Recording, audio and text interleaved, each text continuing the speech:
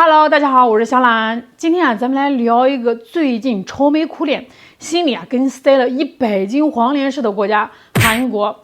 要说这个韩国在地图上瞅着那地理位置可真的是得天独厚。当然了，我说的这是反话，它就像是一块夹心饼干。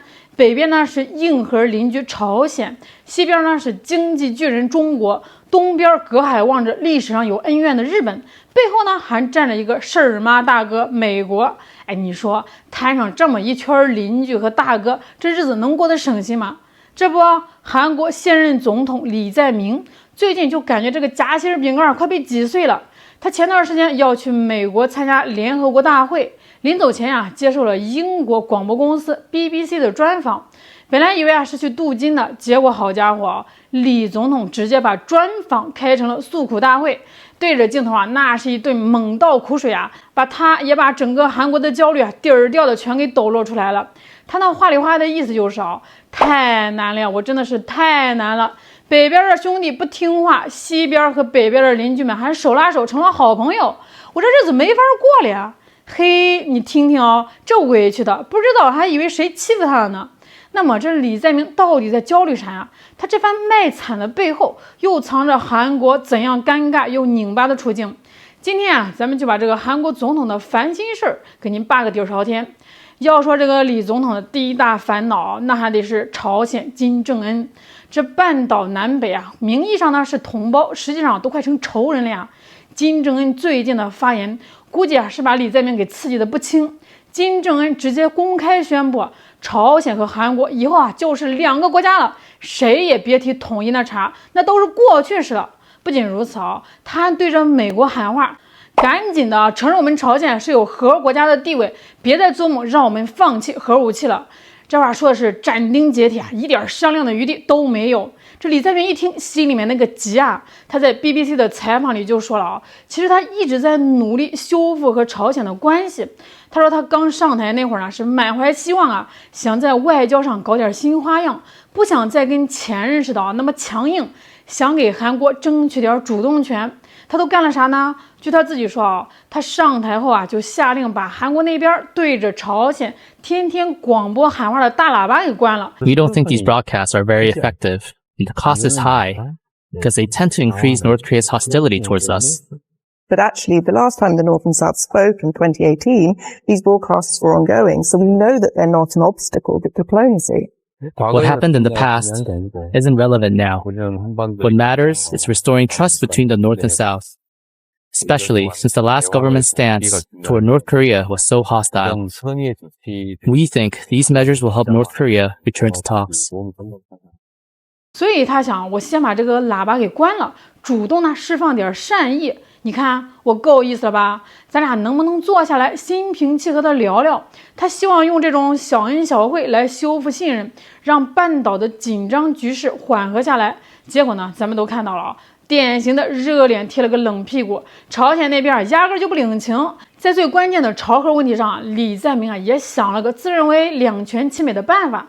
他呼吁美国总统特朗普能不能再跟这个金正恩见个面，重启核谈判。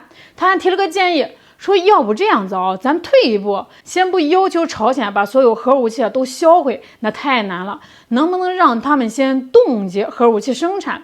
就是说你现有的我先不管，但你可不许再造新的了。他觉得这是目前唯一可行的替代方案。听着好像挺有道理，挺务实的但是问题是，这只是李在明自己的一厢情愿朝鲜那边金正恩的态度那叫一个坚决。金正恩心里想的可能是你给我玩文字游戏呢？什么叫冻结我辛辛苦苦被全世界制裁了这么多年，才搞出来这点保命的家伙，你一句话就想让我停工，门儿都没有。所以朝鲜方面明确就表态了，我们搞核武器那是为了国家存亡，是必然选择。想让我们放弃核武器来换取解除制裁，做梦！除非你美国先改变那套咄咄逼人的态度，拿出真心来给我们和平共处，否则免谈。这一下李在明想的小步快跑策略直接就被堵死了他发现朝鲜是软硬不吃他那点善意根本就是杯水车薪。这第一个烦恼呢就让他够头疼了。那如果说朝鲜问题只是让李在明头疼，那接下来这一件事就能让他感觉天快塌了。这就是他跟 BBC 抱怨的第二个也是最大的烦恼，中俄朝这3家走得太近了。各位还记得不？在咱们搞的那个93大阅兵的观礼台上，出现了一个让韩国人看了心里面直打鼓的画面。中俄朝3国的领导人站在一起同光出现，那叫一个笑容满面，谈笑风生。这个友好的画面呢，通过电视直播传到了韩国的总统府。在李在明眼里这哪是什么友好画面这简直就是一部战略压力恐怖片李在明在采访里就直说了，这让他和韩国陷入了非常困难的局面。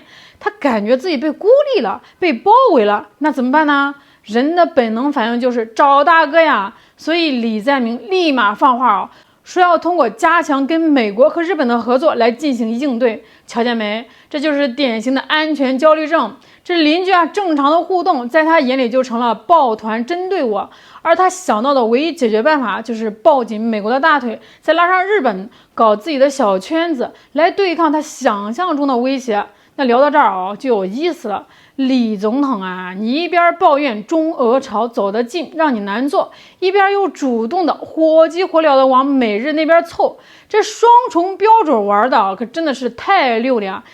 你自己跟美日亲近就是维护和平了，那邻居们互相串个门就成了威胁地区稳定，这道理说到哪儿都讲不通那更有意思的是，李在明在采访里骂骂咧咧的抱怨完了，话锋一转又开始变得小心翼翼。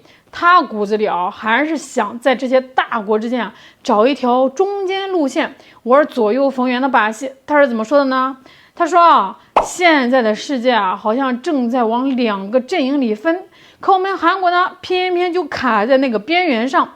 他还特意强调，因为跟中俄是近邻，韩国呢正处在一个危险的位置，还忍不住感慨这局面真的是越来越难应对了。听听这话说的，把自己摆在了一个受害者的位置上，好像谁都在欺负他。但是紧接着呢，他又给自己画了个大饼，说阵营之间的大门也不会完全关上，我们韩国呢可以在中间找个位置落脚。这话翻译成大白话就是虽然两边都在拉人站队，但我李在明聪明我谁也不得罪，我既要美国的安全保护，又要中国的经济市场，我两边的好处都想要，两边的坏处我都不沾。我韩国要做这个世界上最灵活的墙头草。理想是很丰满现实很骨感。李总统这个想在钢丝上跳舞玩2头通吃的想法，那说好点呢叫理想化，说难听点那就是痴人说梦纯粹是镜花水月。为啥呢？因为这个世界没人是傻子因为美国把你当亲兄弟就在不久前，美国移民机构直接冲到佐治亚州的现代汽车工厂，逮捕了几百名韩国公民。虽然事后呢，大部分人都给放了，但是这记响亮的耳光打得韩国社会是晕头转向。很多韩国人都开始质疑我们这么掏心掏肺的对美国好，又是投资建厂，又是买美国的武器，结果呢，美国人说翻脸就翻脸，根本就没有把我们当自己人。这事一出好多韩国企业都吓坏了原本准备去美国投资的，现在都得掂量掂量了。这就是现实美国要的呢，就是一个听话的，能给他当马前卒的小弟，而不是一个有自己小算盘，还想着跟对手眉来眼去的合作伙伴。你安全上依赖我，经济上还想跟我的竞争对手打得火热，对不起没门儿。那中国这边呢？中国早就明确说过了发展外交关系不针对第三方，我们跟俄罗斯、跟朝鲜的正常来往是我们主权国家自己的事儿。我们没有兴趣搞什么小圈子针对谁，但是如果你韩国非要把邻居的正常往来看成是针对你的威胁，非要把自己的安全焦虑怪罪到别人头上，甚至还伙同美国、日本把各种导弹、雷达部署到我们家门口，那你觉得我们还会轻易的相信你，跟你毫无芥蒂的做生意吗？你一边跟我们谈着经济合作，一边呢又加入了针对我们的军事同盟，这不就是典型的吃饭砸锅吗？所以我们看到李在明的焦虑其实就是今天韩国最真实的写照。一个在历史和地缘政治的夹缝中迷失了方向的国家，他想走中间路线，看似稳妥实际上根本就经不住现实的考验。因为中间定位的前提是你得有足够的实力和智慧让两边都觉得你有利用价值，又不敢轻易的得罪你。可是现在的韩国呢，显然不具备这个条件。他就像一个想玩劈叉的人两只脚呢分别站在美国和中国两条船上。一开始呢，可能是觉得挺酷的，能保持平衡但是随着两条船渐行渐远，这个劈叉的姿势就会越来越痛苦，最终的结果很可能就是掉进水里。没有哪个大国会容忍一个既要又要的墙头草。美国不会允许韩国在安全上靠着自己，经济上想着中国，而中国呢，也不会忽视韩国与美日的军事同盟，而对你完全敞开胸怀。所以李在明总统的这番诉苦，诉的不是别人的问题恰恰是韩国自己摇摆不定的心态问题。如果韩国不能摆正自己的位置，认清现实，总把自身的安全感寄托在别国身上，或者是寄希望于大国博弈中投机取巧，那么他未来的路恐怕只会越走越窄。好了，今天就跟大家聊到这儿了。世界很大，烦恼不少，咱们下回再找个有意思的话题接着聊。我是小懒，我们下期再见。